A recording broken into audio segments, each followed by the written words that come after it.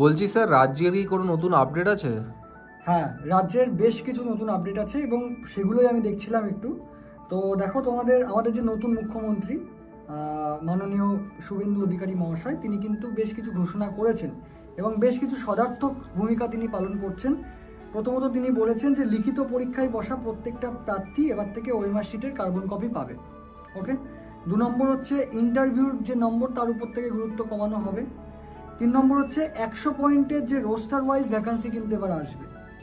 4 নম্বর point হচ্ছে প্রত্যেকটা recruitment organisation, state government, যাদেরকে 6 জুনকে আলোচনায় বসতে হবে এবং সেক্ষেত্রে কিন্তু সেন্ট্রাল গভর্নমেন্টেরও কিছু অর্গানাইজেশন আছে, যেমন রেলওয়ে বোর্ডস, তারাও আসবে, এসে কিছু পজিটিভ ইনপুট দেবে যে কীভাবে দ্রুত নিয়োগ করা যেতে পারে।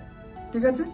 এবং 5 নম্বর হচ্ছে যে কেন্দ্র সরকার যে পদ্ধতিতে নিয়োগ করে, রাজ্য সরকার কিন্তু তা অনুসরণ করবে, কারণ আমরা কিন্তু বারবার তার ওনার মুখে শুনতে উনি বলেছেন আর কি যে ডবল ইঞ্জিন সরকার, সেই একই পথে উনি চলবেন।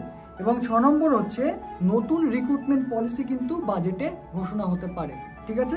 এবং 7 নম্বরে যেটা মোস্ট ইম্পর্টেন্ট এবং সবার জন্য ভীষণ একটা ট্রান্সপারেন্সি আনবে, সেটা হচ্ছে ফাইনাল স্কোর বা রেজাল্ট বা প্যানেল প্রত্যেকটা কিন্তু রিক্রুটমেন্ট বোর্ড নিজস্ব ওয়েবসাইটে আপলোড করবে। ঠিক আছে। এই যে 7টা যে পজিটিভ নিউজ, এটা কিন্তু পশ্চিমবঙ্গের আগামী যে রিক্রুটমেন্টের যে প্রসিডিওর, তাকে কিন্তু একটা রেভলিউশন দেবে।